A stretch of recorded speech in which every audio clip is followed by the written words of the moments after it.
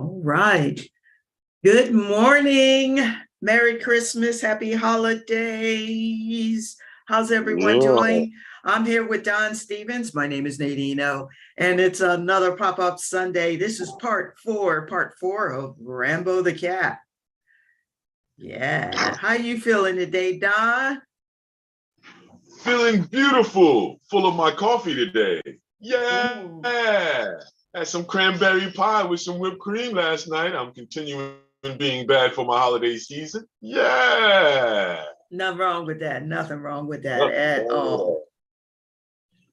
So here we are. We're on day 4. I still got some corrections I need to do on mine, but you know. We all do. We all do. That's why I take the time, and we like to take the time to stretch it out to like 4 sessions and maybe one more. Who knows? Just to finish off the year with Rambo. But we'll see what happens today, everybody. Hopefully, I'm not floating too bad in the scene here. There we go. I should be in the There you go. middle. There you Yeah, go. there we Looking go. good on my end. Looking good on my end. All right, got my colorful hat on. Yeah, yeah. Y'all better Hmm. be glad I don't have the cat in the hat hat. Else I would wear the cat in the hat. Oh, yeah.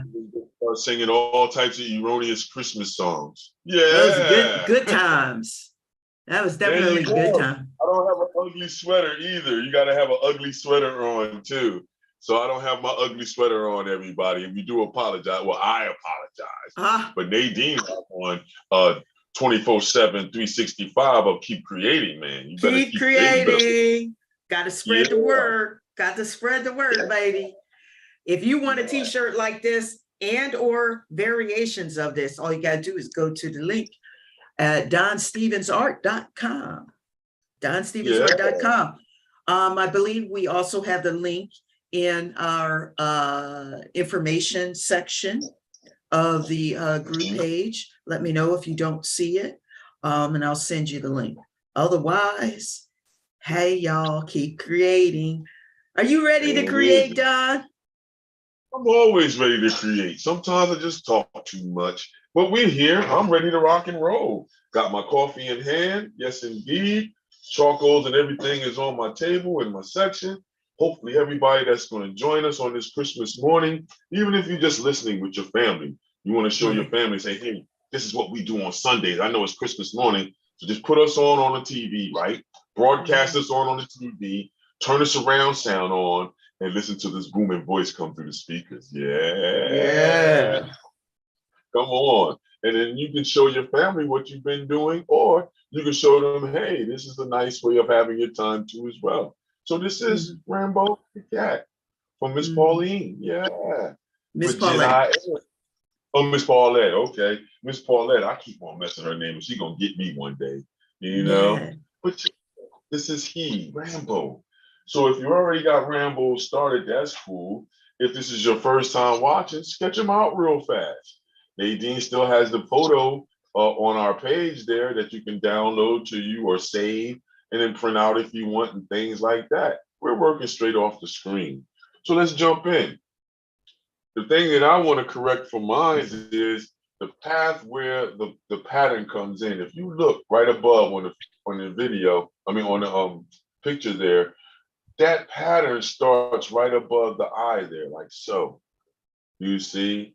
And then now that darker spot, this is where we would take the charcoal pencils and all this the stuff we got, and you would work right in there. So I know I jumped right in there for everybody, but if you have your supplies together, you can just jump in like how we did too as well. Ain't that right, Nadine? Yeah. Yeah. So then you'll see if you look at that pattern right above the left eye, what we're calling the picture plane left, you have what? You have a light and then a dark. If you look, it's right next to the pupil. Yeah, right in the middle. So it curves right in this area. You see? And you can come back with your eraser. You don't have to use the white chalk just yet. Use your kneaded eraser. Make it into a point, everybody. Then you can sneak right in there and just take a little bit out at a time. You see? And look at how effective that is. You see?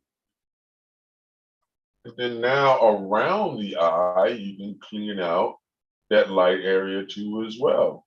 Because if you look around the eye, it has a light area, a light patch that comes around the eye. As soon as you erase it in, it looks pretty good. We start to get closer to what Rambo looks like, you see. Now here's another correction for me. You notice how that fur right above his mullet, it stops right about there, you see? And then there's a darkness in between here. That's the tear duct area. That's that area where it's moist and it gets darker based upon the moistness of the eye giving off liquid and stuff. But then notice how it stops right above that white area, which is what? His mouth, his mullet, his how would you say, place of entering. No laughter, so I'll keep that corny joke to myself.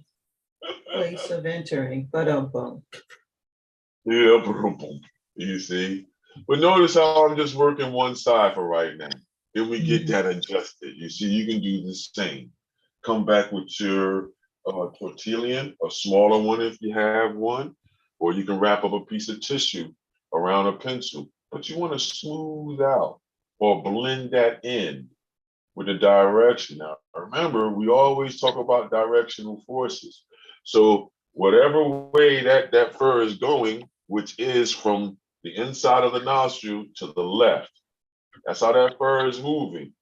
So in other words, it's going this way, up the nose. That's how your stroke should go there. And when you get here, your stroke should go this way and around the eye.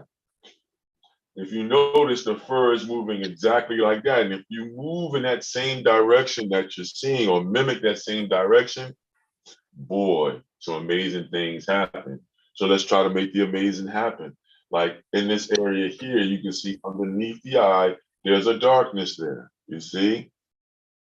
It comes right about there and expand your mullet or his snout, as we might say, that whiteness on the snout. You can spread it up just a little bit on the curve. Just make a slight adjustment if you need to.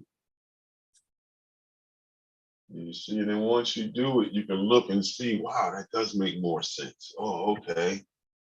You see, look right underneath the eye once again.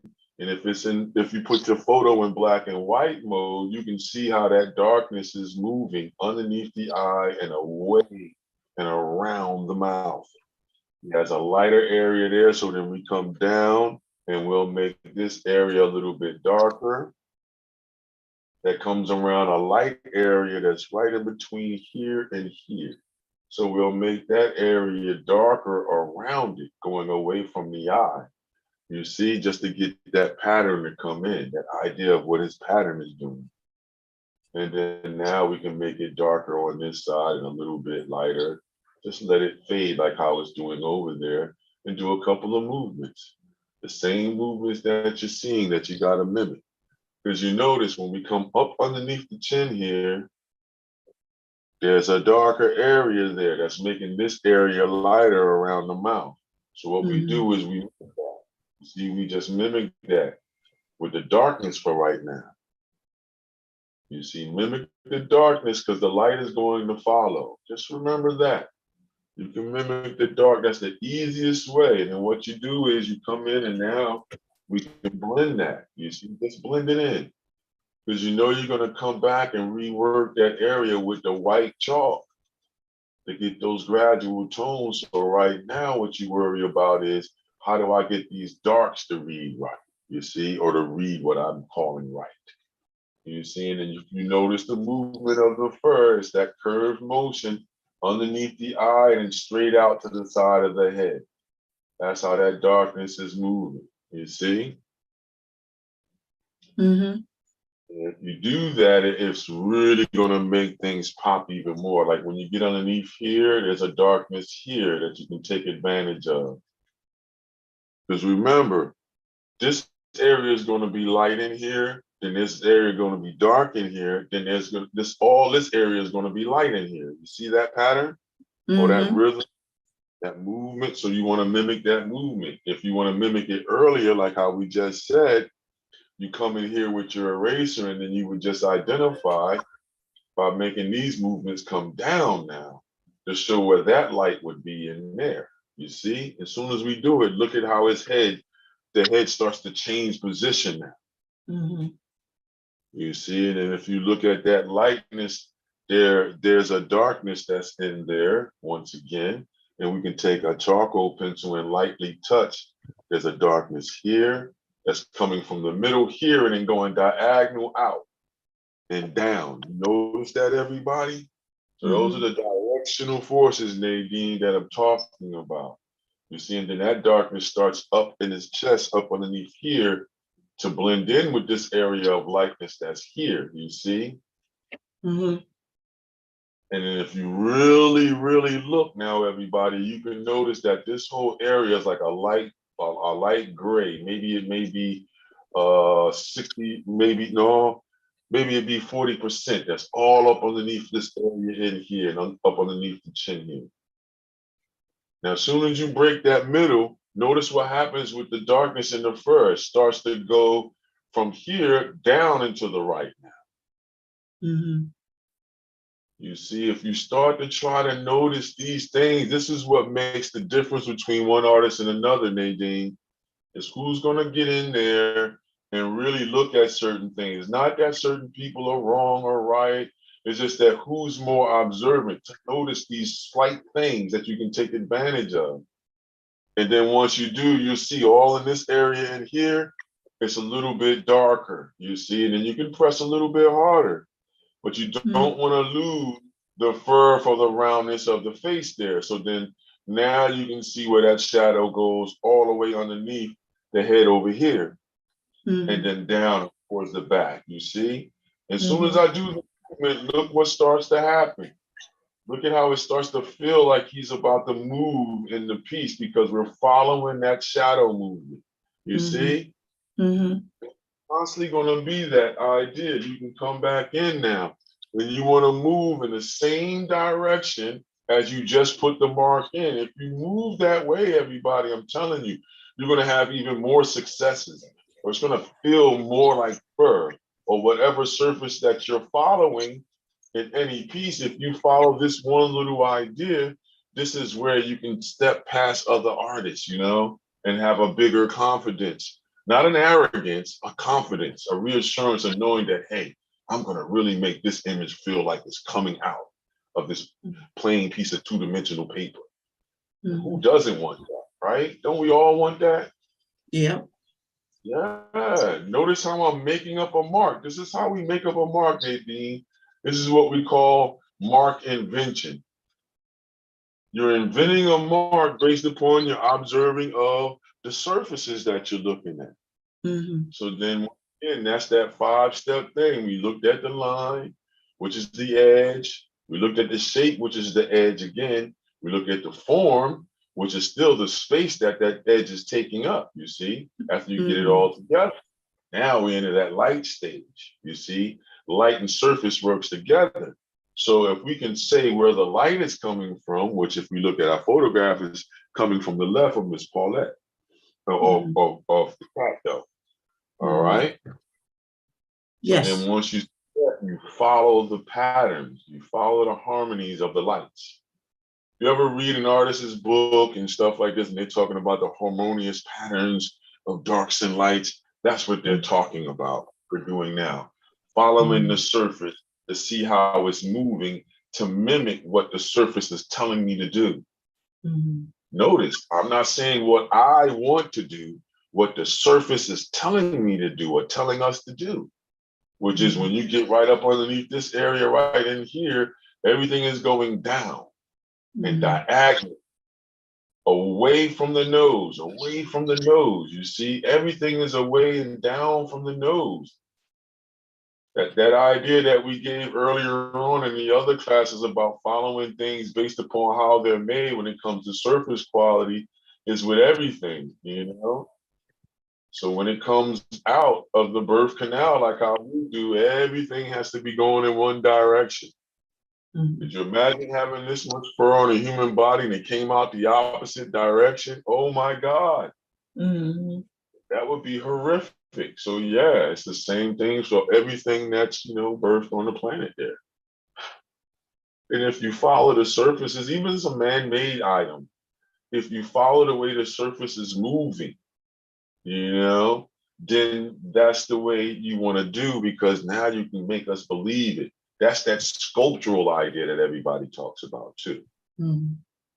So if you ever hear people talking about, oh, the sculptural effect is so, it looks like it's going to move. That's what they're talking about, how you follow the surface of the item to make them believe further. Look, that's all I'm doing. The same movement is for you too as well to take advantage of. When I get to the middle, I go straight down. As soon as I pass that middle meridian, if you look at the photograph, all the fur, I don't care how much light or dark is on it, is going down and diagonal towards that limb. You notice that? Mm-hmm. You did, Nadine? Great, Yeah. man. I'm happy that you saw that for real, man, because this is the stuff that a lot of people, they look past. They'll say, like a lot of people will say, oh, I'm finished. This is enough. Come on, be honest. If you were just doing this on GP on your own, would you stop here, Nadine? Nope. You wouldn't? Nope. Oh, man. I must be impressing you very well, then. You know? Come My on, it's problem. Christmas. My Have some problem. corny jokes. Yeah. My problem is knowing when to stop, because I'll go There past. you I'll go go. beyond. I'll go Yeah. beyond. Well, yeah, you do, but at least you're not overly scrutinizing yourself anymore. Yeah. You know what I'm saying? Like you're not going for the uber perfection idea anymore, which is great Right. because you're able to employ the repetitious idea that you just explained that quick. Yeah.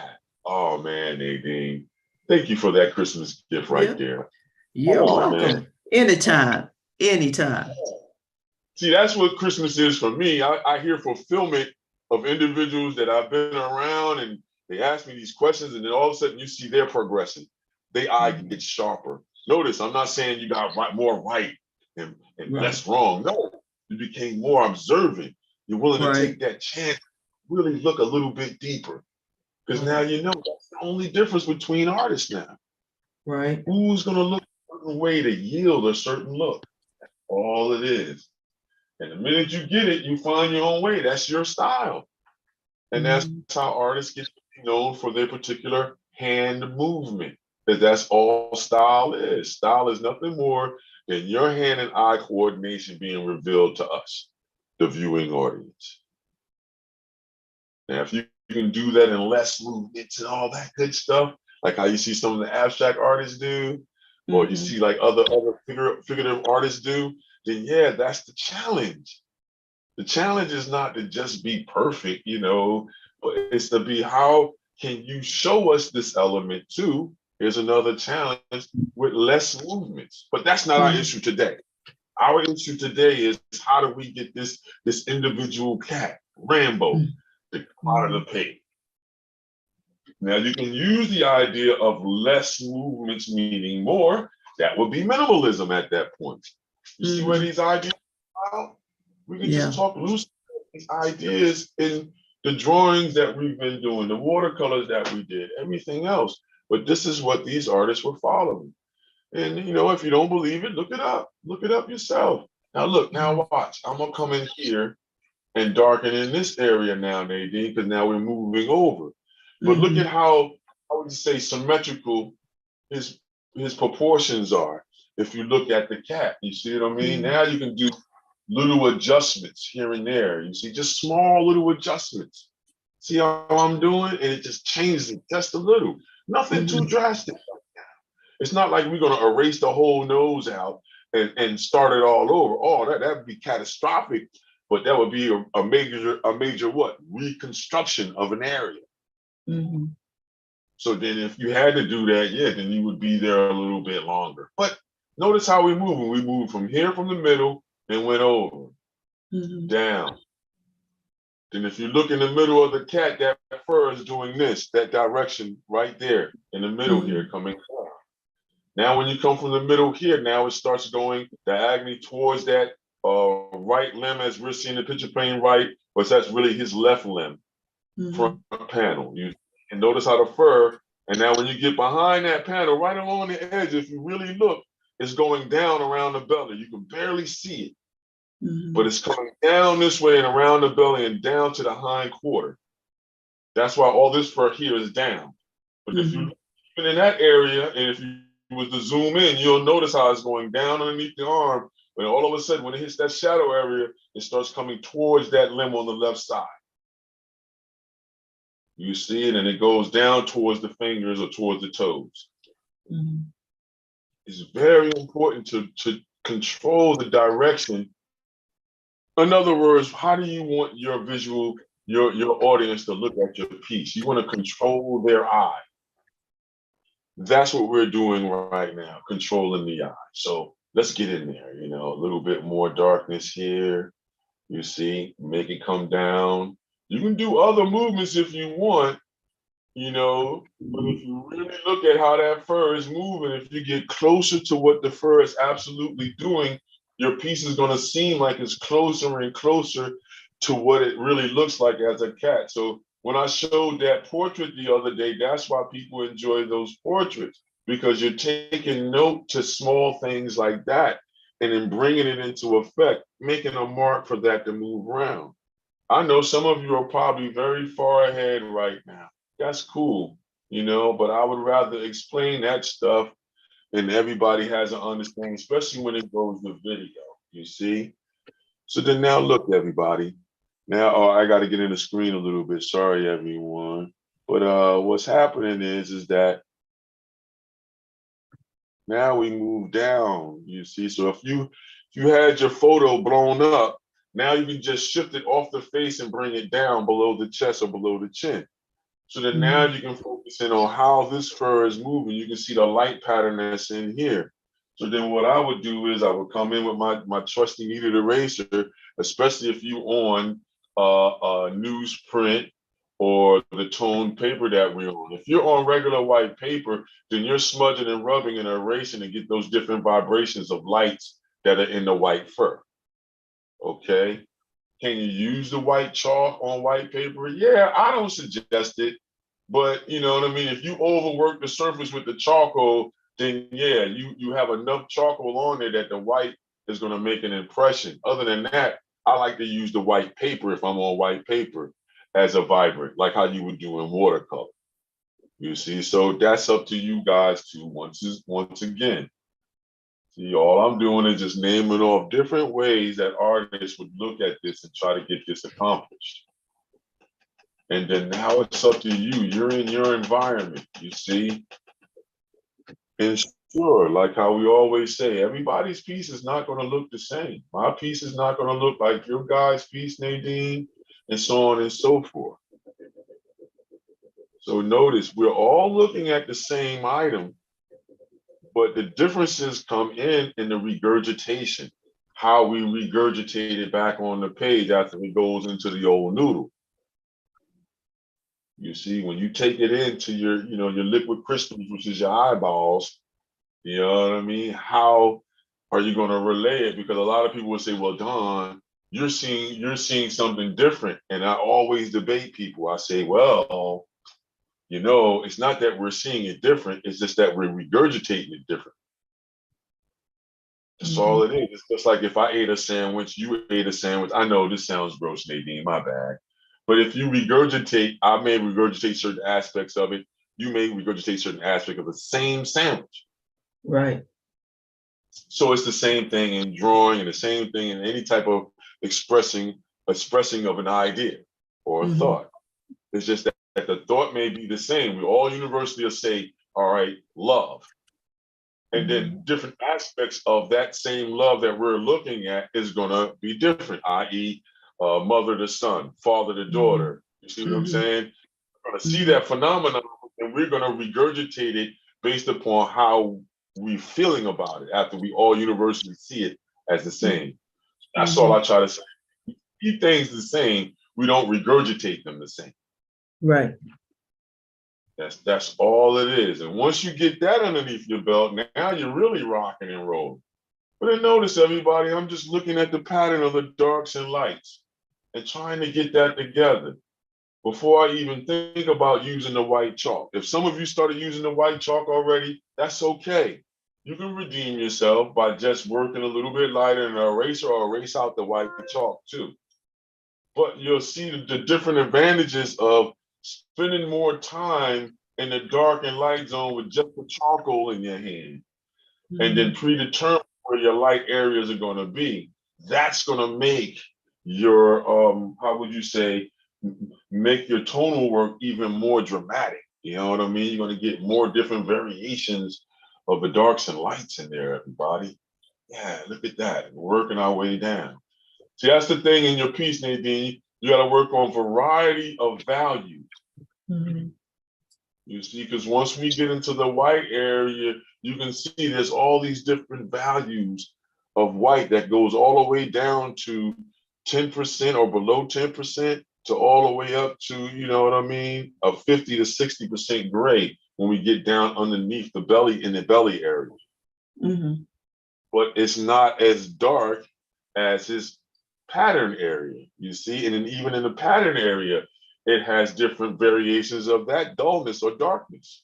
You see, to be able to formulate, all right, I'm from here now, I'm jumping over here to this side. If we look on this side of the leg of the panel, you'll notice that there's a slight dark area right there, and then there's a lighter dark area, which is his fur pattern right behind the limb. You notice that? And it's going down. You see, it's going down and away. So you want to mimic that movement. So then that paw is going to feel like it's really even more so coming forward out of your scene. You see? Notice I'm still moving in that direction.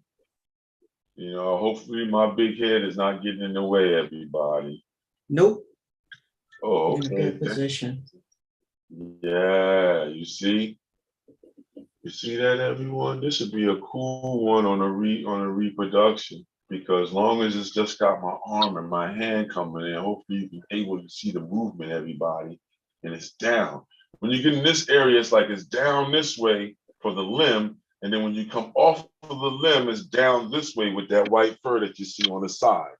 You see it, and it's wide. You can come back, and you can mimic that lighter fur on the side of the leg here, just like so with your eraser, by going down the leg, the same direction, right down to the paw, and you'll see. That's that light area. You're gonna come back with the white chalk and press a little bit harder to make that lightness come out more than lightnesses in other areas. You notice that, everybody? Look at that. And you see how soon as I moved that way, everything went round and under. You see, even down to the paw, you see. So then now I come back and we do what we call reinforcing that movement that we just did. You know, a couple of loose strokes in there of the darkness shows the direction of that fur, you see? And it's down. You see, if you look at the picture, you'll notice it's angled down, and it's like, if we come in from the middle, it's probably going straight down to the 7 o'clock area direction. Like, you notice that? It's like a 7 o'clock down in this area past the paw on this side. So I can really go there and start doing that movement right along that edge there. And that's the fur that's behind the paw. That's not the paw, because the hind panel paw, he's sitting on right here. You see? Right about there. Look, see where that paw comes out. Right up there. And all the rest of this, you can do a makeshift movement that shows how that white fur is coming out. You see? And then now you can go back and now move in that same direction, Nadine, with your tortillon. You see? And then now you can come back with your eraser. Now what you can do is you can use that stiffer eraser. If you have one of these ones here, the Stettler one with the holder that we was talking about. Okay. Yeah. Max or stickers and things like this. I think they even have them at Artisans and Crafters. Autorama has it. It may be a couple of people on eBay that I have them on their store. So you can get this a lot of places. It's just a matter of where you get it is going to affect the price. Okay? Just remember that, everyone. And you see how I got it cut on a chisel? So then you want to use that edge, and then that edge is good because now you can come in here and then now you start plucking out that movement. You see, and look what it starts to do. And if you're unsure, that's when you look at the screen. You know, you can move as gingerly as you want to, but when you get to that area where you're unsure of what your movement is, come back and look at our screen and you say, oh, okay, that's where everybody might be. Mhm. That's the purpose of the draw along and paint along, is just that we're drawing and painting along. It's not really an official lesson for everybody. I don't want everybody to think that. This is just guidance. It's like a coach, and we're going along. Almost like how Bill Alexander and Bob Ross and these guys were doing. You know, I do a couple of movements. You may want to move opposite direction. Cool. Mhm. But when you do that, look at what's going on. Are you closer to the picture, or are you more far away from what's going on in that area? Because you're mimicking. It's almost like if we was miming and we was dancing, and you know, Nadine, and we was dancing in front of us, I was like, all right, Nadine, let's do the 70s mime. And I would put my hand Right, here and you would put your hand, and then we would right. that's what you're doing with the picture. You're miming, you're Gotcha, copying. That's gotcha. all you're doing. You're looking at this area and you're saying, how close can I get to the photograph? Or you're saying, what can I borrow from the photograph to put in this area?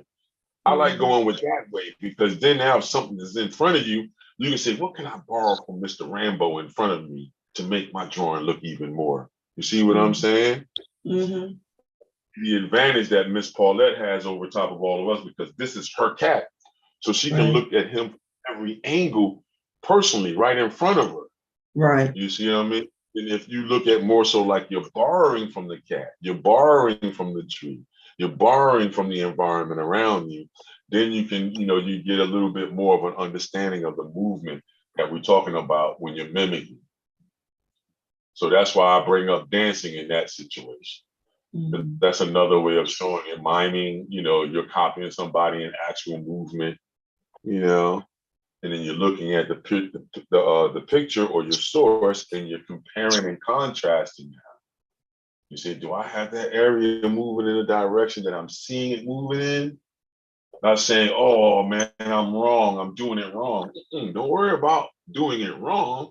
Worry about what is. Do I have this direction feel like that fur is going down and around? And long as it doesn't look like reptilian skin, you know what I Mhm. mean? And you can see like you're making a mark that's making us feel like it's fur, sure, you may make the stroke too long right now. If this is your first time doing a feline drawing or painting or representation, sure, you may make the fur seem too long. That's okay. This is your first one. Right. But does it look like fur? That's the thing I say to everybody. Does it look like fur? And if it looks like fur, you've done your job. Now, whether your viewing audience is going to like the particular fur you made, that's another different situation. You got Mhm. to analyze it and look at it and say, okay, at least they didn't say it wasn't fur. They just said they Mhm. didn't like the fur. You know what I mean?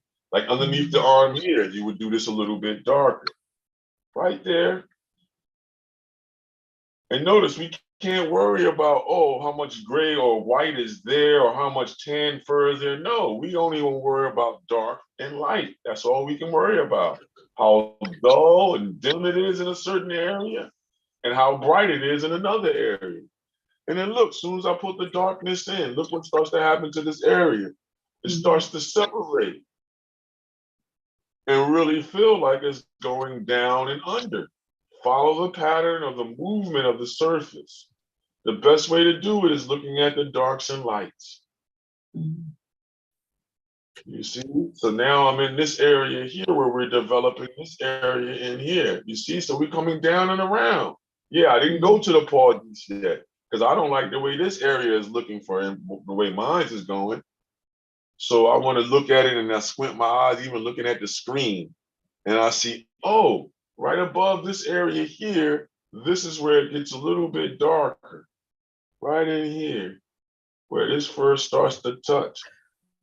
It's a definite light line there. See, when I can come back and save myself with the white fur, with the white chalk.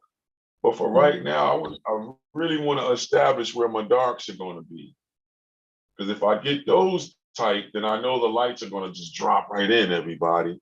That's guaranteed. You know what I mean? You're looking, you're saying, okay, where does that dark exist? It doesn't go past this part of the arm. So when you come down, there's a nice darkness that's there Now it's not as dark as what's going on here, so then that's why we're gonna come back, use the tortillon again, and now we're gonna smudge or rub that area down, you see, to a moderate tone gray. You see that, what happened when I did that, everybody? We knocked down the volume. And see how that area becomes a light area. It looks like it wants to come forward. You see, but then if we notice in the picture, it's in shadow. So then now I just move my tortillon throughout to bring that tone down. I use the tone that's on my tortillon to just bring that area's vibrance down just a little bit, you see, to keep it in shadow. You see, now as I come across, there's that same darkness that's there from here. It's over in this area and here, coming over the limb here and gathering right there at the side of where that paw or limb is coming down. You see? Now you can see where there's a darkness right before here, and then that light comes right over top. Because there's a shadow that comes down the whole leg right here. You see, and then now this is where all the fur does that round movement, and we can make that type of movement down the paw. All the fur comes down. It doesn't go up, it comes down. The more you mimic that down movement, everybody, the more and more that fur is going to seem real on the surface to you. That's what you're working with, you see. So it's even if you wanted to see, like some people may see that it's going diagonal a little bit before it goes down, you see? Now, if you move in that way, you can see where that darkness is right along that edge where we're at. And then come down it, you see, with that same movement. You see? Yeah, look at that, everybody. Knock off a little bit, you see? Now I can come back with my eraser. And then what am I going to do? Clean out some of these light areas that's right here. Same motion coming down, but then look at how that light is right along the edge of that paw right there. You see all the way down, even to the foot in the back, the paw that's in the back, and then right around that edge of the paw. Notice that. If you notice that, then that's where you're going to separate yourself from other artists' depictions. You see, a lot of times this is how I get into shows. I'll take a drawing like this and put it in a show. May not win the show, but I'll be in the feline art show that's sponsored by the state. And that makes you a local artist, everybody. Oh man, I shouldn't have gave that away, huh, Nadine? Hello? Sorry, I was coughing. I had a coughing fit. Apologize. Oh, that's okay. You scared me for a second. I thought I dropped off and I was just talking to myself for a second. I was about to say, oh man. No. Yeah, but you see that lightness on the edge there? Yes. You want to erase it in there, right in there. Just erase it just a little bit more where you see in the lightest area, you see? And the minute you do it, it starts to mimic that space even more. You know, now I come in here with my tortillon. I'm gonna use the bigger one this time for these areas in here, because this is all in shadow too. So now I come back in and I soften some of these darks that I put in there to a certain point. And if you notice and you look, it's the same thing happening in the picture. Some of the fur is gathering to make certain areas a little bit darker than others. But notice the direction of the movement. You know, that's what you want to mimic. If you mimic that direction of the light movement on the surface, you'll see it naturally. And then once you see it, you're like, oh, I got it. You're like, yep, you got it. Right there at the edge right there. You see, right here at the edge right here. Right here, there's an edge. And now I can blend that in. All right, here's another way you can get that tone in there too. Remember the powdered charcoal I told you guys about, Nadine? Remember that? Now what you can do, what you can do is you can take some of this, right? Put it inside the cap, right? Make sure you move the rest of it away so you don't knock it over. I've done that before. doggone mess. So then you want to put a little bit in the lid like so. Then what you do is you take your tortilla and you can rub it in there and get a little bit on your on your tortilla. Rub it in with your finger a little bit like how I'm doing, you see? And then now you can come in and put that charcoal right in there. You see what I'm doing? It's fading that area, bringing the vibrance down. You see that? And that's from using the powdered charcoal on the tortilla. You see now all that area is toned in the way I need it toned in, but it's not going to the same thing as what the patchwork is doing, you see? Trying to control that value system of where the darkest darks are and where the lightest lights are, and all points in between. That's the real mission. Once you get it, it's beautiful. You'll look at your own surface and you'll be like, wow, look at that. And it's if you notice now, everybody, it's an accumulation of strokes, you know? Now, if you don't have the powdered charcoal like how I just showed, take your compressed charcoal stick, rub it on the tortilla and on the egg, you see? Rub it on there, rub it on there, rub it on there. See how I'm doing, everybody? Rub it on there, rub it on the tip. Then take your finger and then rub it. That's gonna knock some of it off. You see, and then now you can go into an area and do the same thing if you don't have the powdered chalk. You see? So now this is where I can come down into this part, and this is where this side, this part is a little bit darker. Why? Because it has more of the darker pattern on it. You notice that, everybody? The paw down here is the white fur on the paw, and now the tiger stripe or the pattern work of the stripes and everything starts on the leg here, the patchwork. Notice how the one that's on the left side is all white. You see? So then now if we notice that, I go back to our little idea, whether you have it or not, is not the issue now because we showed you both ways. So then now I come back in and I use the tortilla with the charcoal on it and I do these movements now. Another way of doing it, that's a little bit more laborious, but you come back in with your charcoal pencil and you can darken in where the pattern is. Where is the pattern now? You see on that leg, you see? Where is that pattern? You see it starts and how it's moving. Because on this side of the paw now and on the leg, all of this is in pattern, it's darkness. Yeah, it's depending upon how thick you make that movement. So then now if we come from this side into here, we notice it's a pattern that's a little bit thicker than what I had it. And doing that same movement down now, you got to still do the same movement in there. Because all the fur is moving in the same direction. So you got to make us believe that. Come back with your tortilla, smudge in the same direction. See how it becomes laborious at a certain point, but it becomes more so like a ritual almost. You know that you got to come in here and do that movement, you know, make us believe that fur is really moving. Take your time, you know.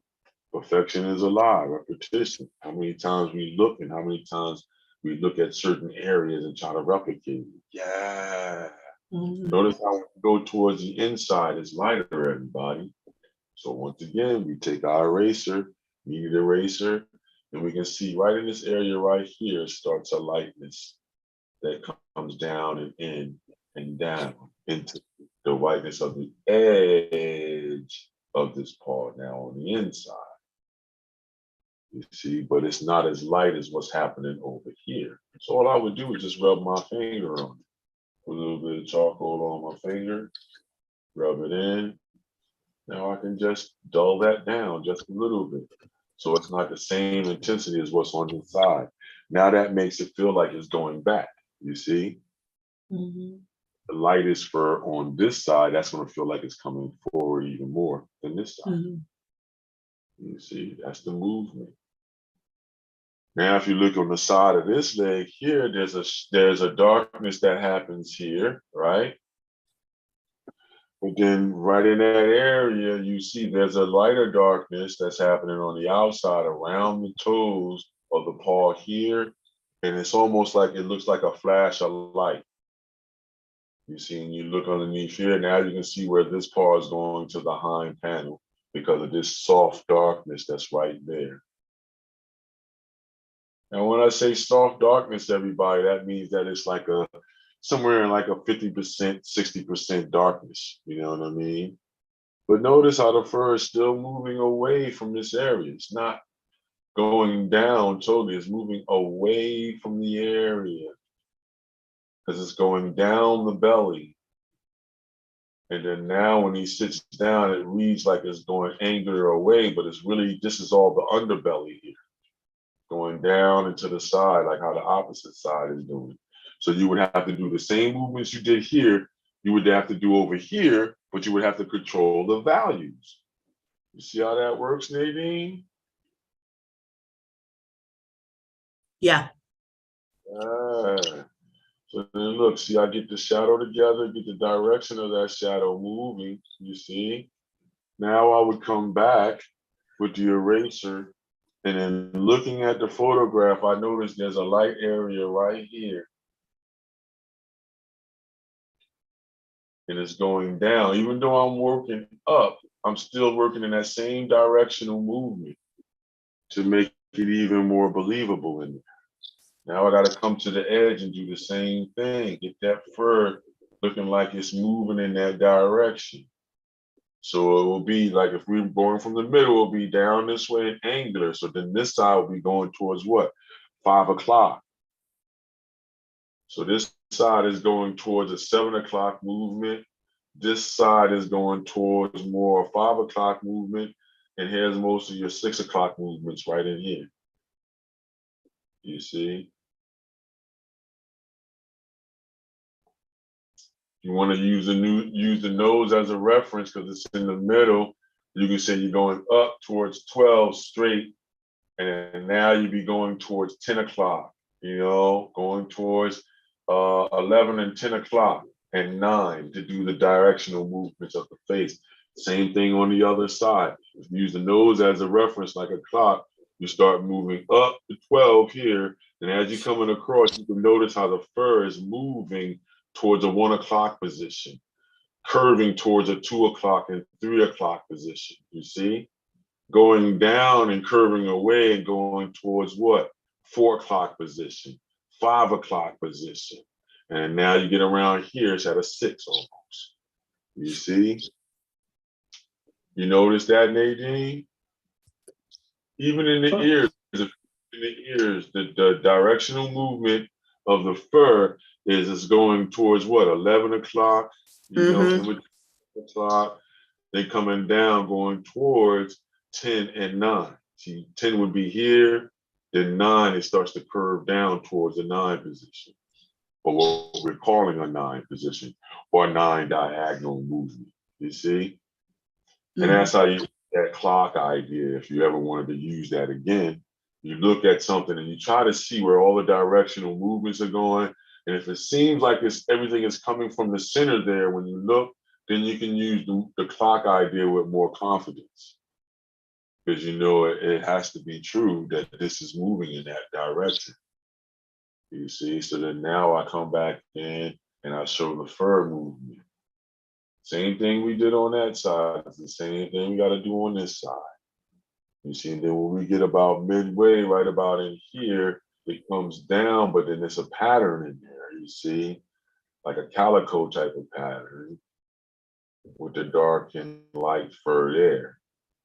So if you take the photo and turn it into black and white mode, everybody, when you do it on your own, then you'll see how that lighter tan area comes up as a lighter gray before you dip into the white area.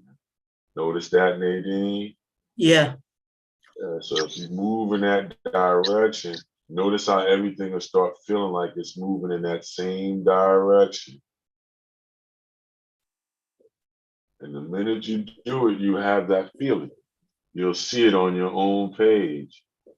It's not about right and wrong. It's about what is, everybody. So then now I come back in and I smudge the same way. The same way I put the mark in is the same way I smudge. You see? This is how you show the variety of mark, or the invention of mark making, as they call it. How inventive can you be to make us see your understanding of the surface? Ooh, we're killing them today with words, huh? Christmas is here. Christmas is here. Yeah, you see? Now, some people might be saying, well, Don, why'd you skip the pause? I didn't skip the pause.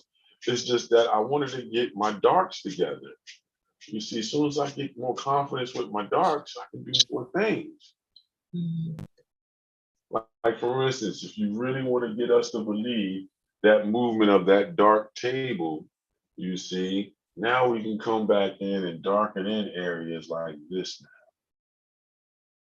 Because now we're at the tabletop. This is why I didn't do the pause first. I mean, in all our rendition of filling in. Because now I put in the tabletop, and notice how I'm using the darker to almost look like it's cutting out the animal. You see? Mhm. Notice that? And then now I'm gonna put a little bit here. Not as dark as what's underneath to control the pattern. See the difference? See how that cat really feels like he's starting to sit on top of that tabletop to really mimic that movement. Mhm. That you see, put it a little bit lighter out here. So it'll be a lighter touch. You see a lighter touch, a lighter touch, a lighter touch, darker touch coming from up underneath of the paw. Work around that area. And then you'll have us believing that shadow is really there underneath the cat. You see, now I will come back with the tortillon. Try not to scrub it all off, but use it just to go left and right again. The more I go left and right in these areas, the more I fool my audience to believe that that's really a flatter area. You just sneeze again, Nadine. Bless you. Thank you. All right, that's what I heard. Okay. You see everyone on your Christmas morning. Yeah. You see, blend it in a little bit, everybody. Blend it in. You see, take your time. You don't have to rush. We'll go for New Year's for this one. What you think, Nadine? Next week, Sunday? Yeah, next week, Sunday. All right, so next week, Sunday, that can be the complete finish, it should be, of Rambo the Cat. Right now, we're working on how to get us to believe how flat this area is around the paw. So now when we come back in and establish the paw over top of that dark area even more, now it's really going to feel like he's sitting on top of the table. That's the feeling. That's the illusionism that we must have in mind. You know, how are we going to fool our audience to make it seem like it's really sitting on a flat surface? We came back and put in a dark area, right, left to right. Then we come back in and we're smudging this area now, left and right, to make it even feel more so like a flat tabletop. Oh yeah, we got to go back there too. So I would take my charcoal, and yeah, if I look at this side right here to right here, I'll put a little bit more in that area, as so, and then lighten it out again as I'm moving away from that area. Still in the left or right motion. See what's starting to happen, everyone? Mhm. Nadine, yeah. Yep. If you look at yours, you can see the same thing. Take your tortilla, go a little bit lighter in there, with your touch rather, left or right. Blend it out at the end over here. Really blend it out. Fade it out if you want to say that. You know what I mean? You can say that too as well. Could you do the whole tabletop dark? Sure, you could. Just going to mean that your shadow area is going to be a little bit darker. How are you going to do that? You see? Yeah, by subtracting and adding as needed in certain areas, you see? Smudge it in, smudge it or rub it in left or right. You see what's happening? And then look at Mhm. how the cat starts to feel like he's about to be looking like he's really on the table. And that's the feeling or the expression that you want. So how you get that a lot of times, once again, everybody, is after you draw in, you start filling in from the background forward and from the inside out. And then you want your last movements to be on the item that you want to come forward.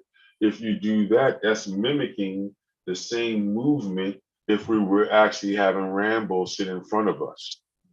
That is the same way he's looking. So we're following the process on how things are and recreating it in the reverse to fill in, to make people believe it.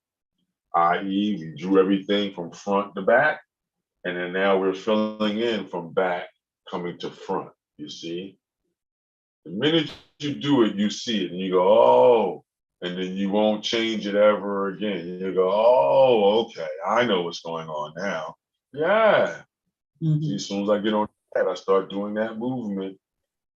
That fur is coming down. So the more that I do it, the more it's going to feel like that's real fur in it. You see, the more and more it's going to feel. Now I come down to the paw and I start smudging in the areas where the darknesses are, you see, to gradually make it feel like you're going into that paw there. So now when I do the underneath, I can do the on top. And now that's really going to feel like that fur is coming over top. So you're really watching how to move in things. That's why they say if you ever hear, they can tell when an artist's movement, his last stroke to his first stroke. They can tell what hand he was using. You see what I mean? Then once you know that that's what's going on, you can change the direction of movements and things to fool the human eye to think that that's what's going on when it's really not. So then now I come back with my kneaded eraser again, and if you look at that hind paw, you'll see the light is coming in like so. So now you're getting to understand it. We're erasing the lights in, you see? Erasing these lights in to have one mode of light. Then we're going to come back with that white chalk to reinforce some of these areas. You see?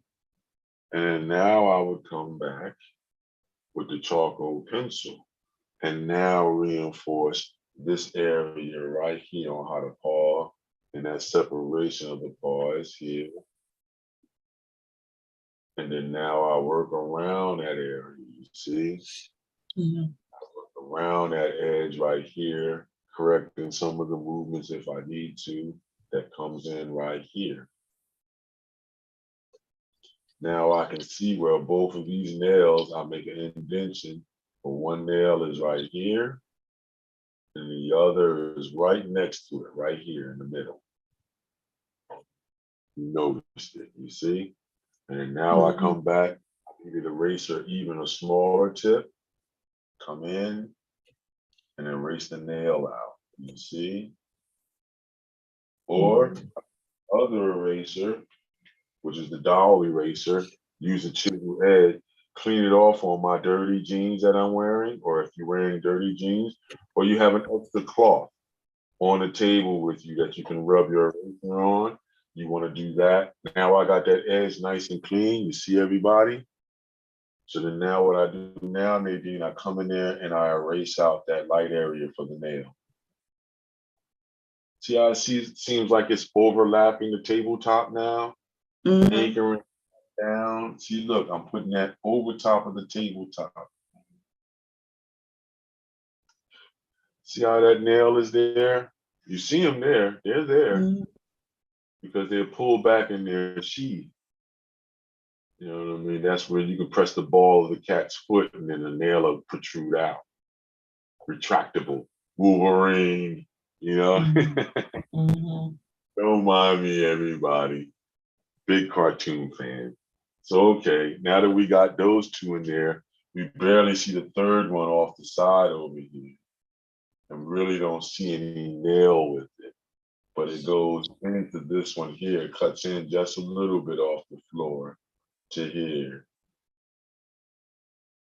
And then now all of this is underneath the cat. So then now you start that underneath movement with the tabletop just a little bit to iron out that area. And look what we have, you see? It really feels like that back panel on the right side is really up and underneath of him. Now you reestablish that little fold there where the fur is. It's right where the shadow is and where the fur is. You got to give us that movement of the fur, that darker fur underneath. And it's not as dark once again as the pattern, but you got to show us that level of it, you see? Because if you look in that area, that's what you got. And then it's a shadow area that comes down after that for the white in the fur. That's making it look like a blue-gray in the photograph, you see? Now we come back and you use your tortilla and you lightly smudge the grayer areas, not the darker area of the knuckles and the fold, that area where the shadow is next to those darks, you see? And that's how it starts to feel like it's going under. Mhm. Yeah, look at this movement right here. There's that little bit of movement. You want the eye to think that that's really going under. So you gotta reinforce your surface movement. If you reinforce it, it really feels that way. Then you can come back and lighten it up if needed.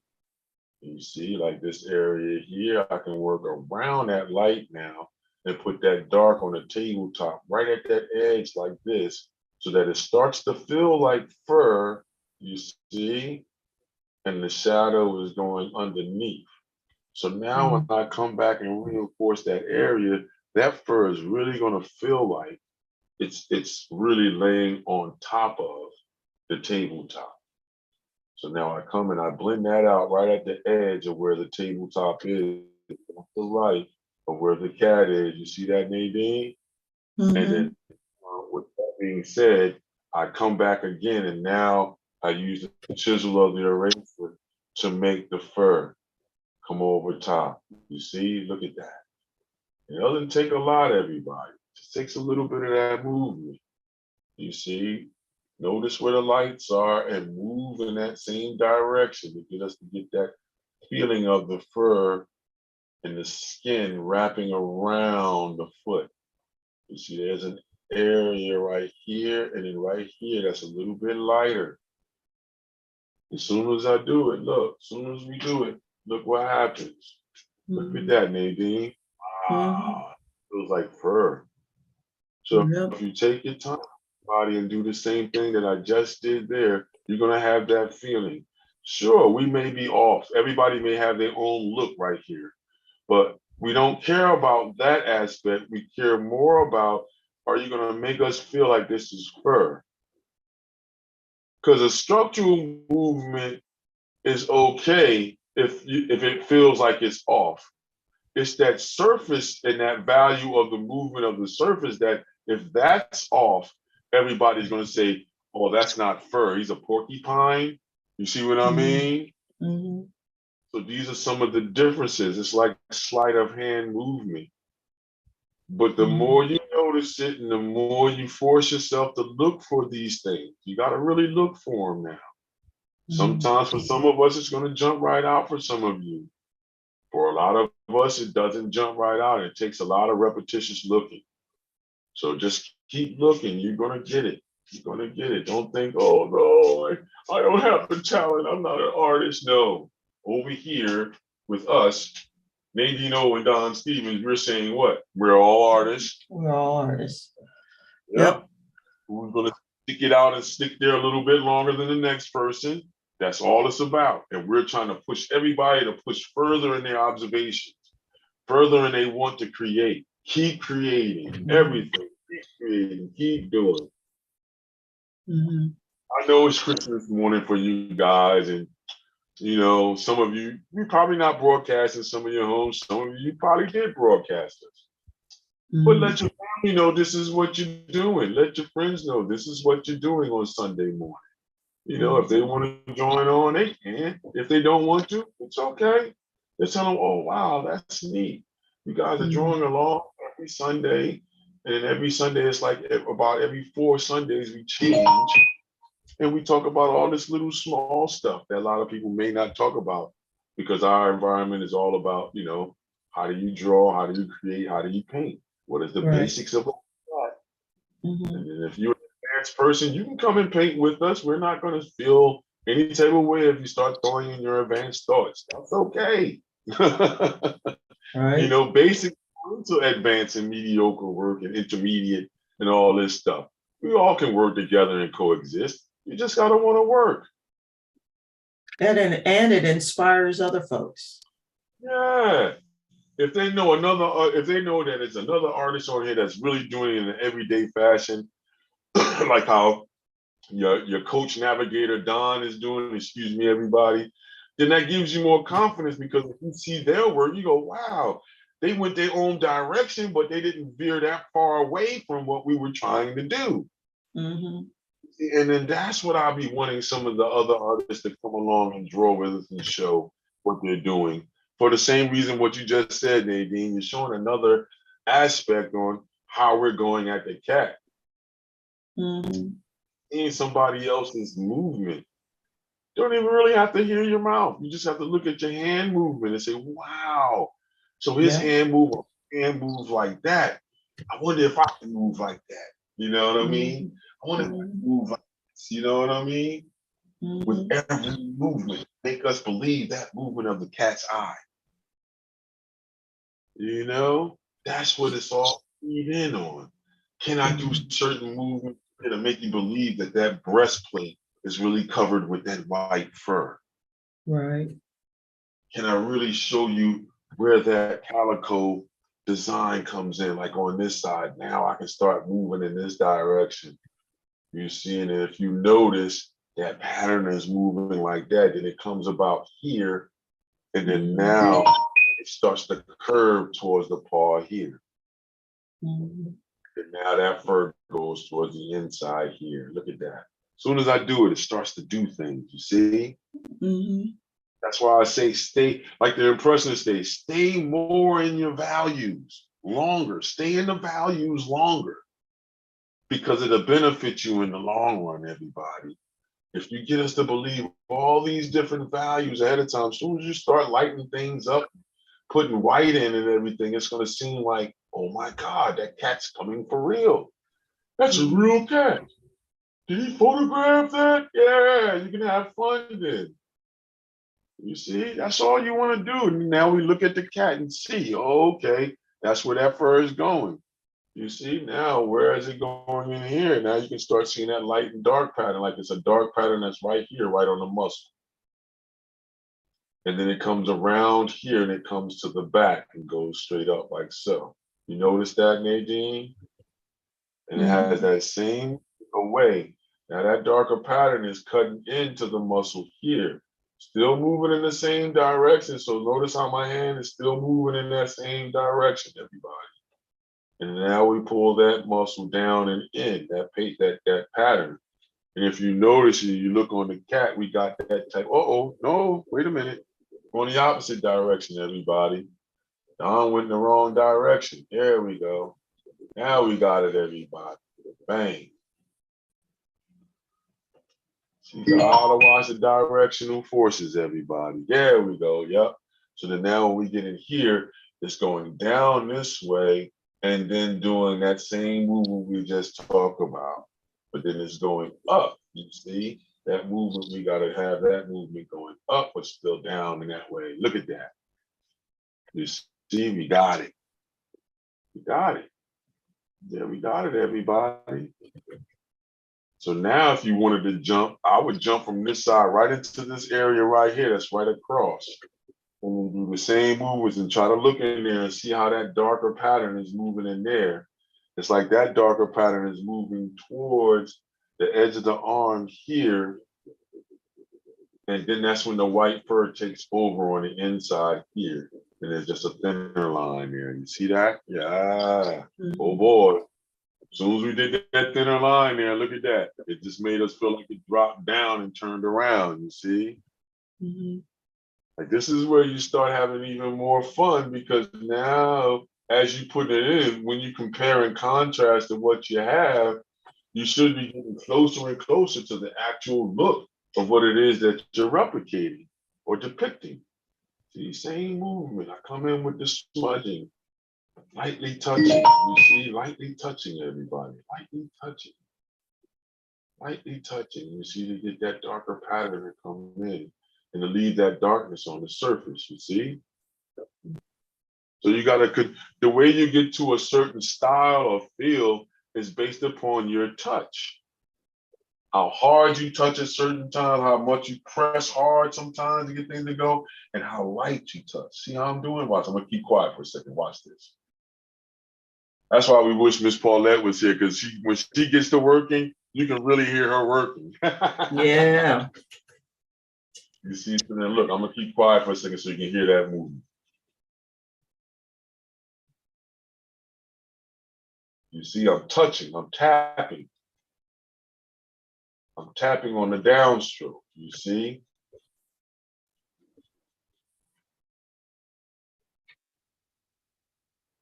You see, and it's giving that feeling like what we're seeing on the screen. That's all we want to get to, that expressive feeling like it's on the screen. Now you do the same thing down here, you just touch, touch.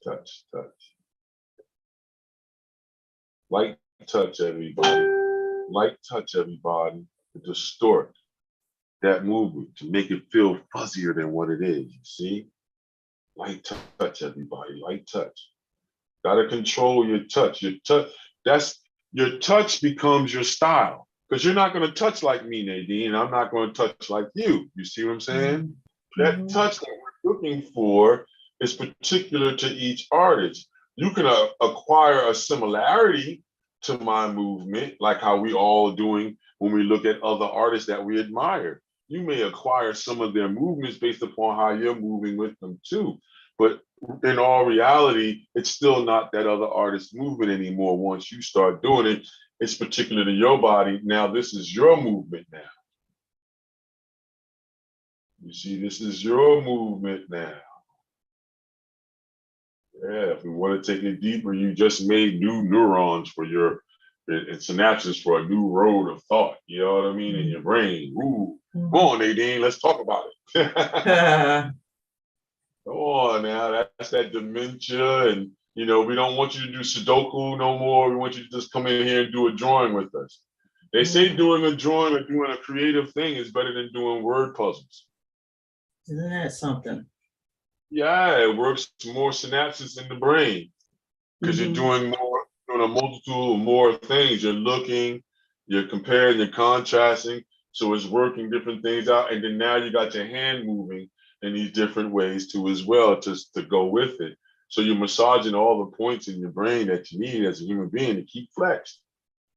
Yeah. Oh, nobody didn't want to hear that on Christmas morning. Okay, I'm sorry, everybody. But they're reinforcing movements now, everybody. Reinforcing movement with some of the darker movements there. You can overemphasize some areas at this point. That's the difference. Remember, we said the difference is in what? Regurgitation. And that's where style comes from. So yeah, you'll get some people that'll like the way Nadine hand moves. You'll get people that'll say, oh man, I love the way Don hand moves. Wow, I want my hand to move like Don's hand. Okay, that's cool. But still, you have to move your hand based upon how your hand can move with the way that you're looking at your subject or your reference material. And then once you get that moving together, now you got to learn how to teach your body through repetition how to really agitate the surface the way you need to, the way your hand moves. You see, so I like Kirby, who is the one of the main illustrators, used to be for Marvel Comics. So yeah, I use some of his innuendo and his movements that I would see in the comic books and things, but I know that that's not his movement no more once I do it for myself. I'm utilizing an idea that another artist came up to easily show me things on the surface. If I use it to a competent level, which means I'm more observant, I connect with my touch and my hand and eye movement, then I've acquired a certain movement from Kirby. It's not that I'm absolutely Kirby. No, I acquired a movement from Kirby to bring something to life. You see? and any other artist that you would use. Eakins, if you're using Eakins as a reference, you'll never be Eakins. You're trying to acquire the thought process, the hand movement, the brush movement, the color manipulation of an Eakins to fuse it into your toolbox. Mhm. And then that's when people will say, oh, like a lot of people say with my work, they say, oh, your work is like real sketchy, real scratchy. And I go, yeah, it's an agitation. Mm-hmm. Now, some people, they think that that means that it's less than. That's when you know you're dealing with somebody that's having issues with, how would you say, observation and perception, because they're trying to align things for themselves. That's okay. You got to be strong in what you're doing. If you notice with any artist that we talk about, all those artists were what, Nadine? Strong in what their method was, right? Really couldn't tell them, well, oh, this is incorrect. Well, how could their answer would be to you, how could it be incorrect? You're not in my head. Was you in the area where I was at? You know what I mean? So all those things need to play. But then right and wrong doesn't really exist, everybody. It's only what is. That's why perfection is a lie and repetition is the truth. How many times are we looking at these areas to compare and contrast to get that tone that when we see it, it feels like it's going under? Because you got to fool yourself first. If I can fool myself, Nadine, I know I got everybody else. Right. But if it looks awkward to me, then I know I'm off. It's not that I'm wrong, I'm off. How can I get it back in a good timing to make you believe this area is going underneath and back? I might have to go back and rework it again, you see? I may have to relook at where some of these darks are and then really put a lighter tone of darkness in those areas. And move in that gestural movement that I have made up for the direction of the fur. And that's what they mean by gestural movement. These are all gestures of movement, gestural. They're mimicking the movement of the surface of the cat that we're looking at. You get it now, Nadine? Yeah. So when you hear people talking about gestural movements, it is a separation of stroke that you can see each stroke. You're not trying to hide the stroke. It's almost like they would call it, the impressionists call it a divided touch, Renoir, Seurat, these guys, especially Seurat, that we know of. There was other artists there too as well, other Frenchmen, the Futurismo, the Futurists and stuff like this, that dealt with the same idea of the divided touch, a touch next to another touch, next to another touch. And then those touches together optically start to mix to you as a human being.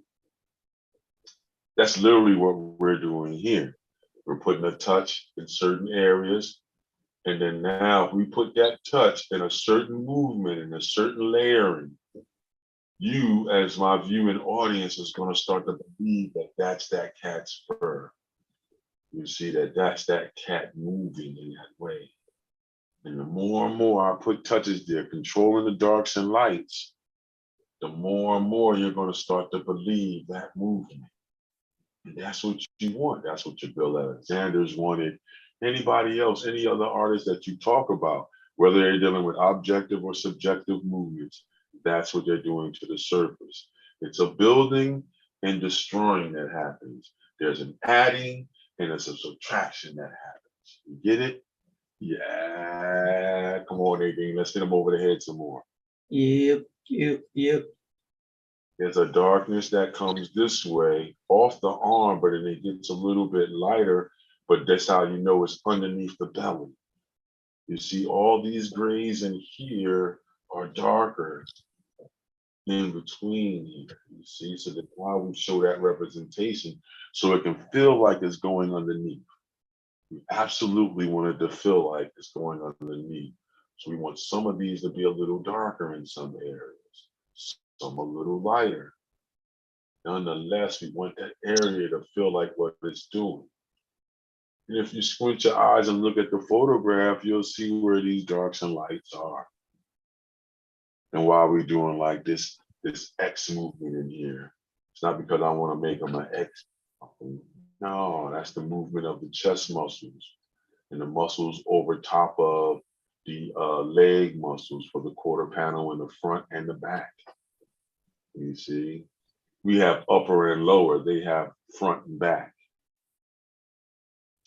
Now, if we was to prostrate and get on the floor like how the cats are, then yeah, we can consider ourselves having upper arms being the front, lower legs being the back. But human beings are upper and lower. Mammals, felines, canines, and quadrupeds and stuff like that, they function on the front and back idea. So yeah, look at that, how we just coming in gradually and making us feel certain darknesses and certain movements, you see? And we're mimicking that movement. Look where that darkness is. And then make it go in like so. But then come back, and since it's all not really that coarse like that, show us by blending it in where some of these parts are. And then what you'll see is when you do it, it'll feel even more like fur. You see, look at that. You see, and then you can see where you need to put even more tone. Like I gotta put more tone in this area right here. So now I just go for it. I just drop in a nice little tone lightly, and I come back and I'll smudge it. And then now you see how it takes on that idea on how that fur is in the picture. You know, and then now we do the same thing, controlling the value. The values now. They get lighter when they get on the top, and when they get just about to this edge, they get a little bit darker because it's turning underneath now. You see a little bit darker in this area. So now I just smudge everything in that area. And what's going to happen is if you erase in that area, it's going to go lighter, then it's going to go back down to the bone of the paper. So you want to control that touch too as well. The more and more you control these touches like this, the closer and closer you get to the reality of what's in front of you with this gestural movement. You know, this sketchy, scratchy, what everybody likes to call it, but I like it because it's an agitation. It almost fools you to make you think something's about to move that's not moving. And I've noticed that tissue, most of the artists from the Renaissance, they used this idea when they were doing preliminary drawings. The Impressionists used it definitely. You know what I mean? The idea. The Ashcan artists move forward. The Harlem Renaissance artists, you know, Tanner and Louise Malo Jones, just to name one or two. You know what I mean? Johnson and people like this. They use small agitations and things like this on the surface to get your attention, to garner your attention, to make you think something is going to move or give you that feeling like something is about to burst. Yeah, that's what you want. That's where when you hear an art director or somebody that you send your artwork to is like, you blow me away. That's what they want. They want things and movements that you do to make them believe that something is really there that's not. You know what I mean? Or a feeling that's supposed to be there that's not. Either which way. It's all about that movement of the mark making, you see? As soon as you get it the way you need to, this starts to happen. You don't even have to debate it. I leave it up to everyone else when they want to debate things like that. I go, okay, well, you know, let's see what you're going to get done. You know what I mean? And you just come in here and remember, you can use your 4B charcoal pencils if you buy them in grades like that, or you would use your soft or your medium charcoal. What I'm using is a Wolf carbon, and it's a 4B and 6B pencil. So you got different types of carbons. Wolf carbons is what Charles White used, and he's one of the artists that I formulate myself behind because I love his charcoal drawings. Him and John Biggers, but Charles White more so than John Biggers. You know, so if you ever get a chance to look at Charles White's work, you can see some of the similarities and the ideas that we're talking about when we're doing movements. So now we'll come in here and do the same thing all over here. Just shape it out, form it out. Look at how many we got. We got this one here that's in the middle here, right? So that darkness turns over here, and then you have another one here. And now the one at the edge is turning in more. So then now I bring this one down, bring this one down and then front. But this one goes back. And you see, and it's a little bit smaller. And now I put the darkness around there to save that area. And now look at what happened. Now that paw looks like it's really sitting on the counter there. And now whereas the nail for this one is right here in the middle of this one, almost like a little light line. But you know the deal, we're gonna come back and what? Erase that in.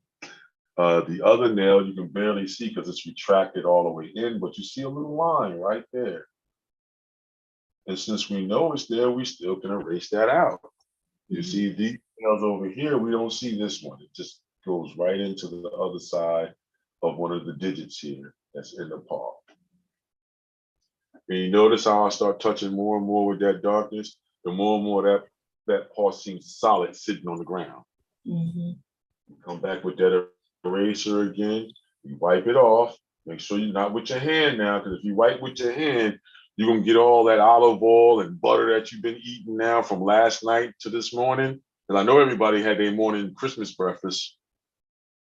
Or is that non-traditional now? Oh man. But I know a lot of times people have a Christmas breakfast. So you don't want to wipe it with, because you're going to have all those oils from you licking and touching your fingers from the pancakes and the waffles and the omelets and scrambled eggs and the grits and the home fries. You know what I mean? Did I make anybody hungry yet besides Nadine? Oh yeah, I'm hungry. You see? So then now we clean it off. You know, we know now why we don't want to touch it. You see, and then now you come in and you erase out that one little area. You erase out that one little area there. And then I know the nail is not exposing itself in front of you, I mean, in the picture, but we can assume it. So this is where you have creative license. You can do that. So this is where I would look at for where the darks are and then formulate some of the light that may be in there. Because I know I'm going to come back and re-enhance that area. I can come back with my tortillon, scrub some of that darkness in the middle to make those toes or those digits seem a little bit rounder than what they are. You see, notice how we're not rushing around now. We're not rushing.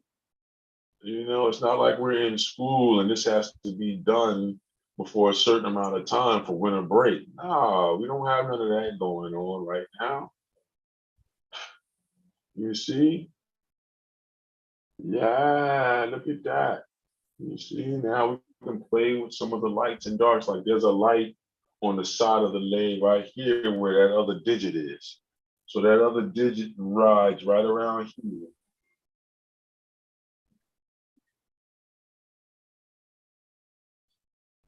You see? And then it bulges out a little bit over here. Right in there.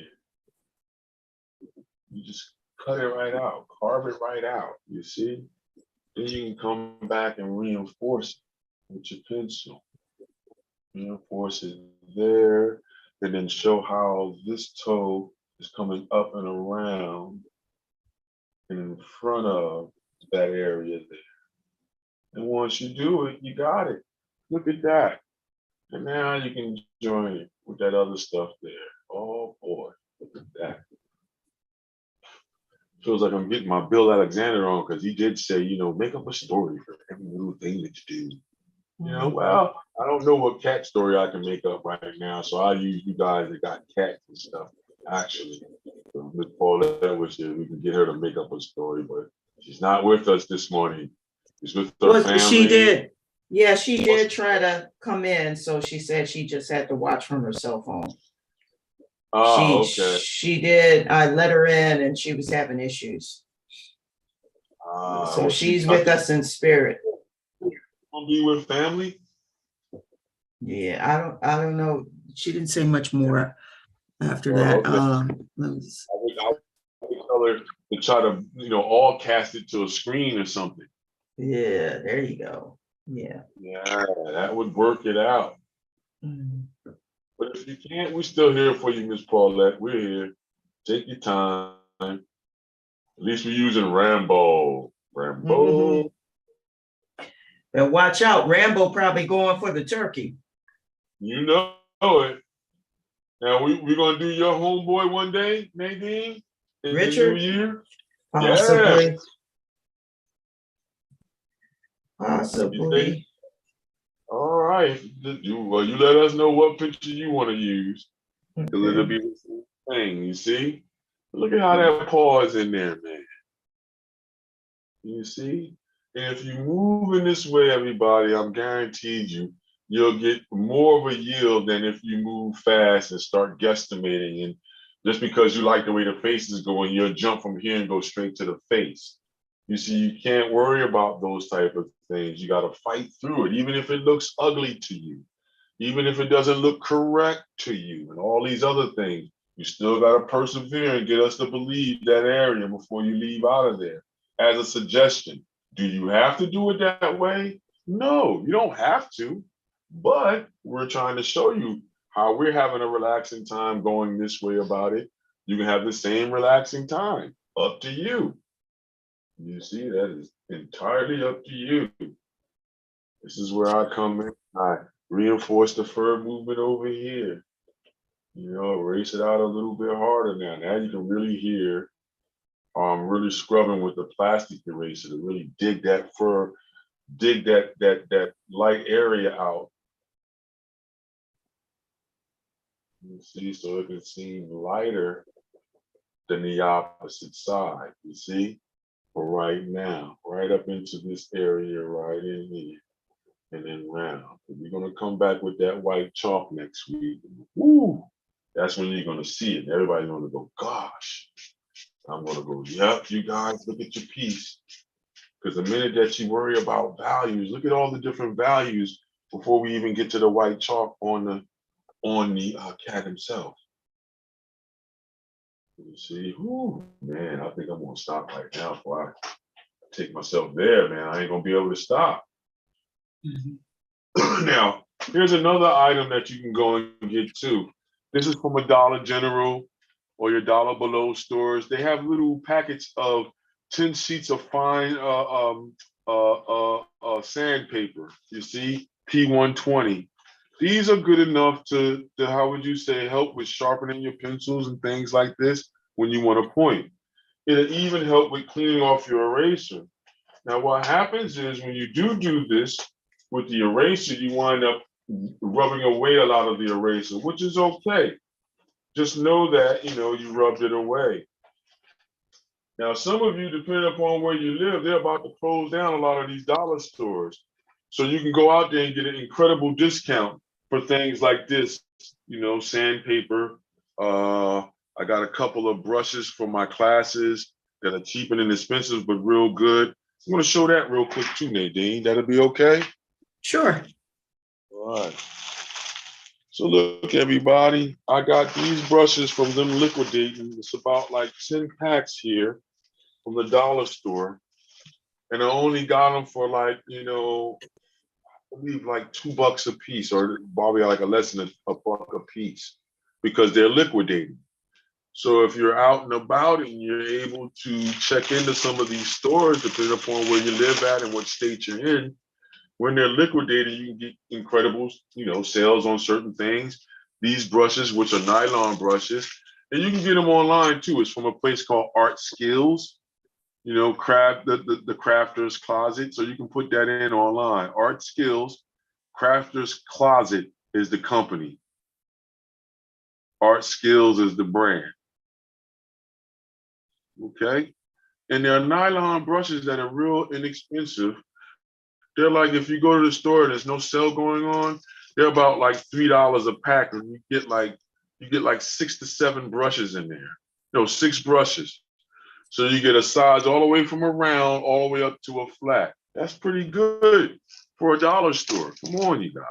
That's good with acrylic paint, oil paint, watercolors, and everything else. And now here you go with the eraser for the sandpaper. You see, and watch as I erase on there. You see, as I erase on there, see how it got cleaner, Nadine? It even Mhm. helped chisel point, you see? So it'll help with the chisel point too as well. So you can really get in there. You see how I made it a chisel point on the Yeah. sandpaper? So then now Mhm. you really get in there and get us a nice thin line, a nice thin white line. You see what I mean? Or you can come in here and you can show us a couple of lines now. Mhm. But you got the sandpaper that you can bring that back with every time. You just wipe it off. Wipe it off on the sandpaper and it re-brings the chisel back that you want to use. You see? You see me reach across like that, I'm reaching across to my laptop so I can be able to see where these lights and darks are that I'm talking about with you guys, you see? And I Mhm. get back up into this area and then we can light some of this up in here, but it's almost like a blend. And it goes up into the main area because domestic cats have a mane too. It just doesn't grow out in some of them because they're not outside a lot. But if your domestic cat is outside a lot, especially during this time, you'll notice that they'll get a little mane around the back of their ears and underneath their neck. It's that extra fur that they'll get the how would you say block some of that cold that's going down. Mhm. Yeah, yeah. So you'll be shocked.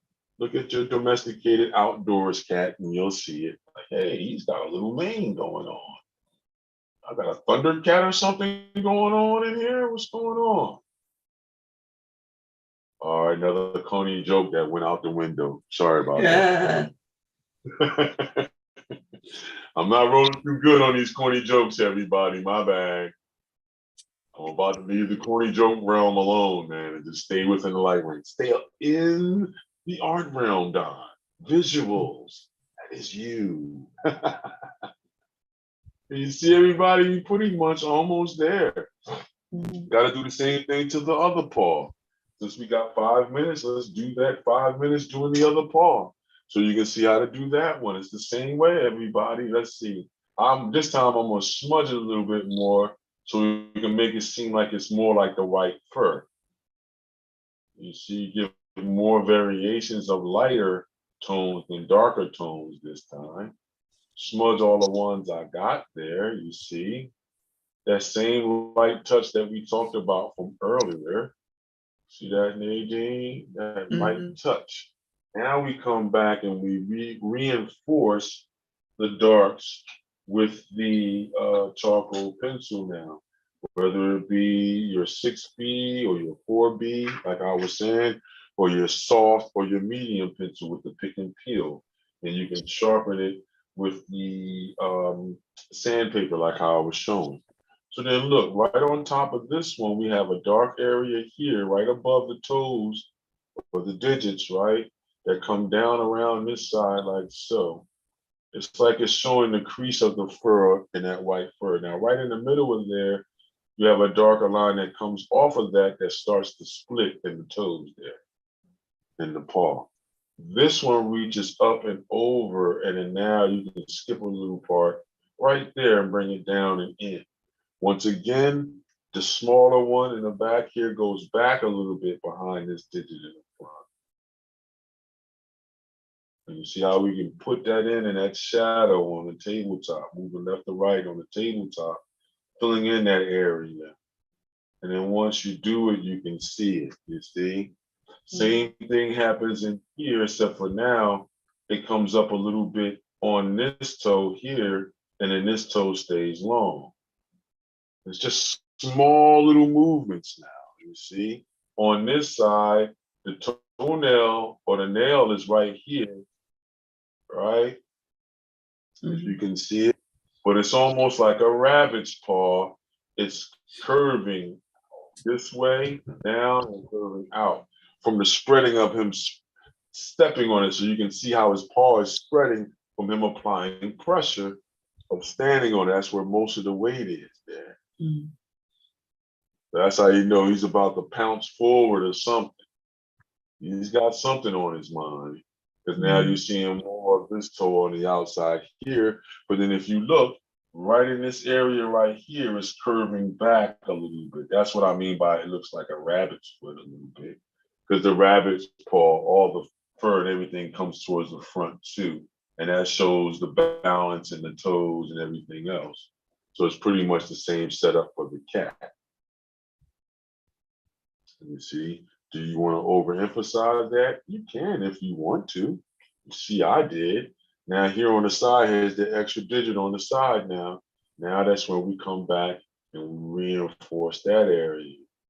So if you notice, we could have just went in there and erased that area into as well.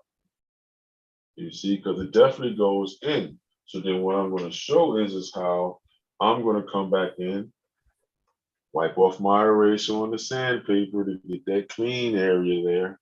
And now I'm going to cut right into where this paw is right here. Just cut right into there and formulate it because it has to go in this area here. If you look at that front paw, it goes in that area right there. And then the other paw, the other digit in the paw comes out just a little bit and it curves into that area. Then goes straight up like so. You see that? Mhm. See that area like that on the paw, Nadine? Yep. Ah, and that's what we're trying to mimic, that same movement. That's all it is, try to mimic that same movement. You know, even in the fur in here, do a little addition here, and then bring that one right across like so. And then like how you saw, we can come back and reinforce these areas. Instead of establishing it with the charcoal, I can come back with the tortilla and just move around that light scrubbing of darkness that's in there. You see, and look what happens, man. It really make you feel like that paw is really coming forward. You see? And now look, if we look right around here, there's a darkness that comes this way, right from the edge there, you see? Mhm. That goes right to the shadow area here. So then I can come back once again, reinforce that area, move it here, and a little bit of the darkness here, right behind there. You see, and I lightly brush that in because I know I'm going to come back and I'm going to reformulate that area by smudging. You see? Mhm. Now when I come back and smudge that area, it should feel just like how I needed to feel, like that's a shadowed area. It's not a pattern in his fur. That's a light and dark scenario, not a pattern on the fur or genetics issue. Mhm. That's a light and dark issue right there, because all this toe right here is in the light, really in the light right here on that edge there. And we're gonna come back and reinforce that edge with that light right in there. Now I'm gonna take my plastic eraser, not the kneaded eraser this time, but the plastic eraser, come right to the edge and then really scrub in there. And that's gonna bring all that charcoal out of there so I can really have that feel like it's the brightest area. See that? Mhm.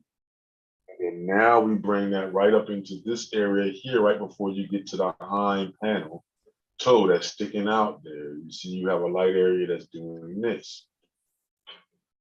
So if you look at that lower area right down in here, it changes up. Oh, okay. And then when I look on more scrutiny, that dark area is up a little bit higher in that small area where the toe is there.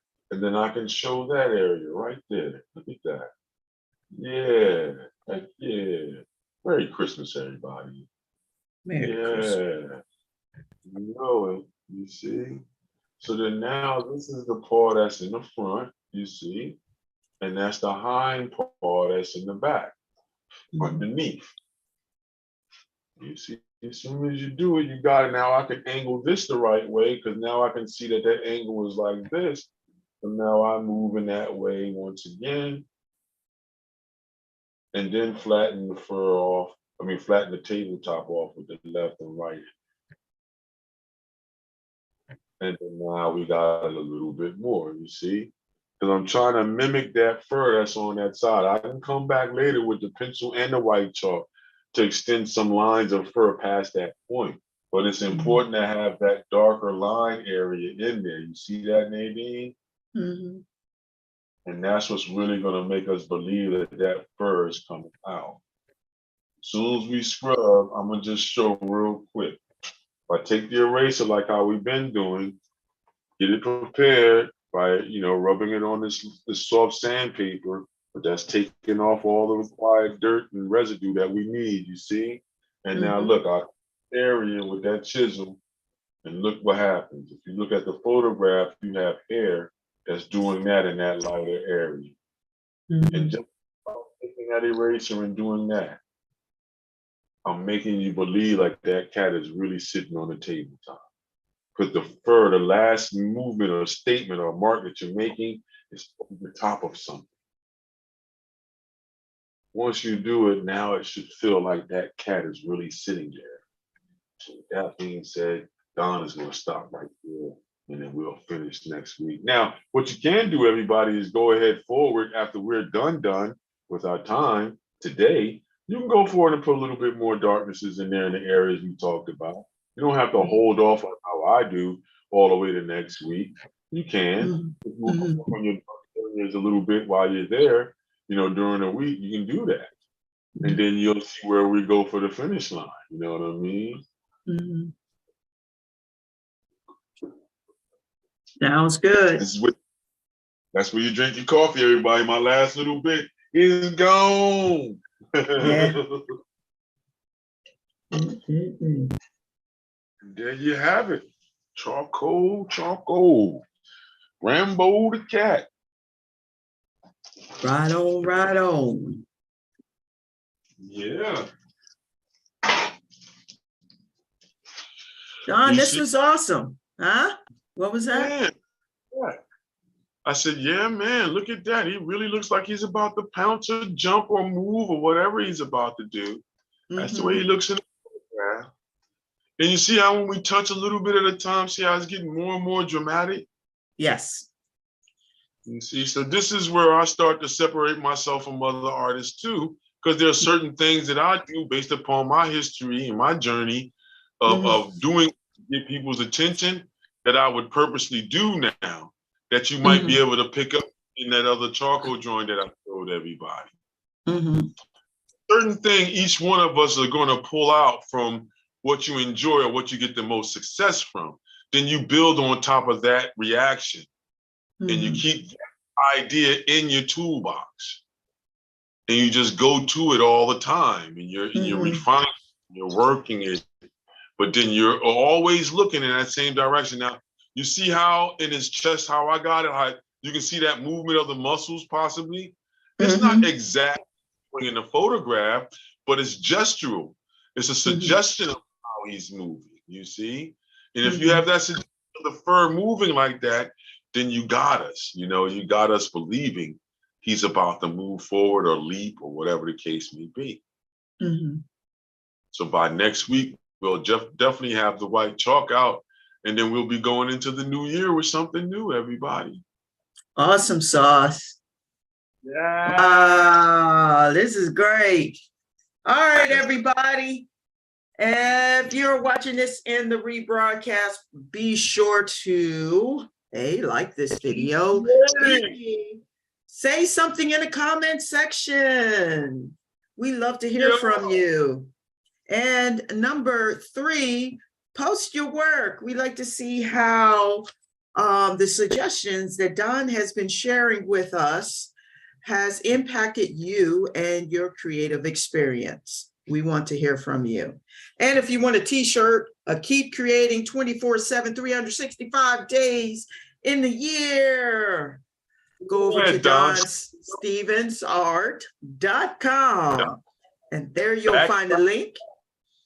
And not only will you find a link so you can buy a t-shirt similar to this, there are other ones even with illustrations that Don has created as well. So check them out. They're dope. Let me tell you, they're dope. And the other thing is you can see where Don is. He has his calendar up And you can see some of his work that he has for sale, because, you know, Don, he gives of his time, and if you can support, we appreciate it. So with that, Don, thank you for Yes. another amazing pop-up session with Rambo the Cat. Rambo the Cat. We should come up with a song for Rambo the Cat. So everybody, Rambo. yeah, Rambo. So everybody, the last thing and the most important thing as we're closing the year, every day from now and forevermore, we want you to keep creating. Yay! Keep creating, everybody. Thank you. See you again next Sunday, 10 a.m. or 10 a.m. in Zoom. If you're going to be joining us live, we pop up live at 10:15. All right. Take care, everybody. Over and out. Yeah.